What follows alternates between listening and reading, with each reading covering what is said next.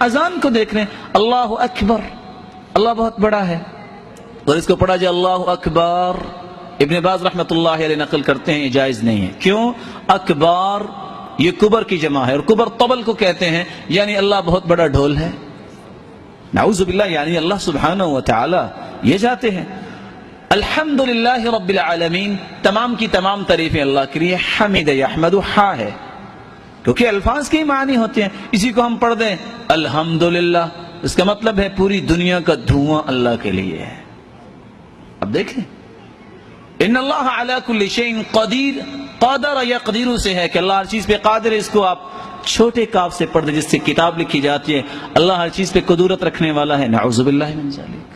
قل هو اللہ احد، کہو اللہ ایک ہے۔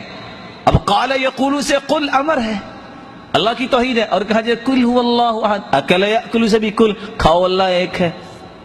فصل لربک وانحر، ہا کے ساتھ، ہا جس کے ساتھ حلوہ لکھا جاتا ہے، اس کا مطلب ہے قربانی کیجئے، یہی تو ایک نص ہے قربانی پہ۔ اس کو پڑھیں فصل لربک وانحر۔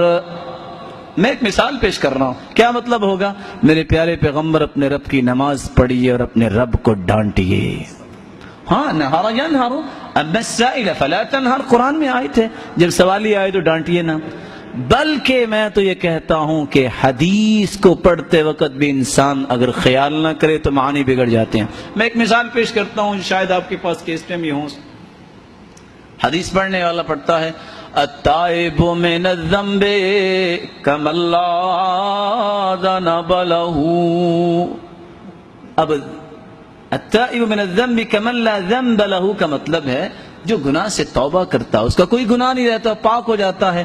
اس نے صرف زبر پڑھی ہے من لا ذنب له، کہ جو توبہ کرتا ہے وہ تو ایسے ہو جاتا ہے جیسی اس کی دم ہی نہیں ہے۔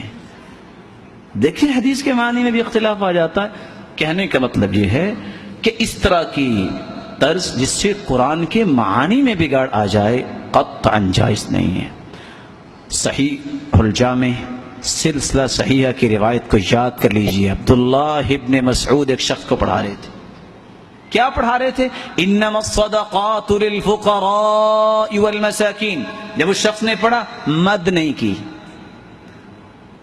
مد کرے نہ کرے معنی میں تبدیلی نہیں آتی۔ ہم نے تو معنی کی تبدیلی کی مثالیں دی ہیں، یہاں معنی میں تبدیلی نہیں آتی۔ عبداللہ بن مسعود نے صاف انکار کر دیا، کہتے ہیں ما ہکذا اقرأنیہا رسول اللہ کے رسول نے مجھے ایسے پڑھایا ہی نہیں ہے۔ وہ کہتے ہیں یا ابا عبد الرحمن وکیف اقرأکہا، آپ کو کیسے اللہ کے رسول نے پڑھا بتائیے؟